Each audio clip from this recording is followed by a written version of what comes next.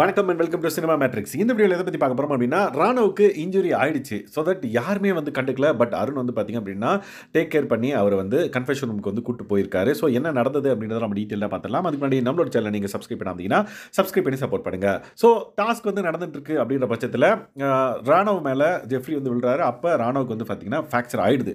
But அவர் நடிக்கிறாரு அப்படின்ற மாதிரி ஒரு போர்ட்ரேயல் இருந்தது. லைக் யாரா இருந்தாலும் சரி, லைக் பவித்ராவும் சரி, அந்த அன்ஷிதா, அந்த சௌந்தர்யா நினைக்கிறேன் யாரோ ஒருத்தர் சொன்னாங்க, அவன் நடிக்கிறான் அப்படின்ற மாதிரி சொல்லிட்டே இருந்தாங்க.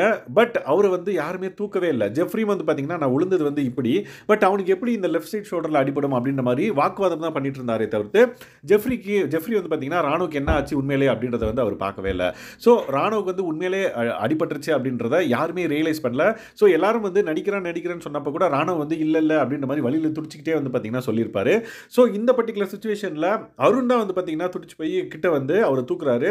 அருண் மட்டும்தான் என்னாச்சு அப்படின்ற மாதிரி ரொம்ப வலிக்குது அப்படின்ற மாதிரி அவர் சொன்ன உடனே ஓகே ஒன்றும் இல்லை அப்படின்ற மாதிரி அவர் கன்சோல் பண்ணிட்டு ராணுவ அப்படியே தூக்குறாரு. அதுக்கப்புறம் ஒரு நாள் தூக்க முடியல. விஜய் விஷாலும் பார்த்தீங்க அப்படின்னா அவர் கூட ஜாயின் பண்ணிக்கிறாரு.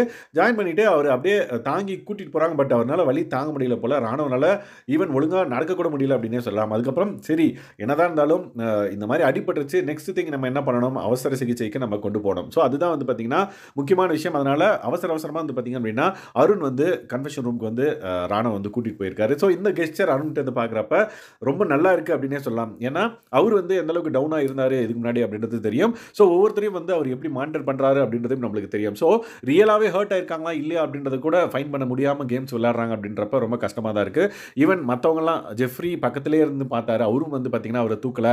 பவித்ரா பார்த்தீங்கன்னா டாஸ்க்குள்ளே இருக்காங்க. ஈவன் அன்ஷிதா பார்த்தீங்க அப்படின்னா டாஸ்க்குள்ளே இருக்காங்க.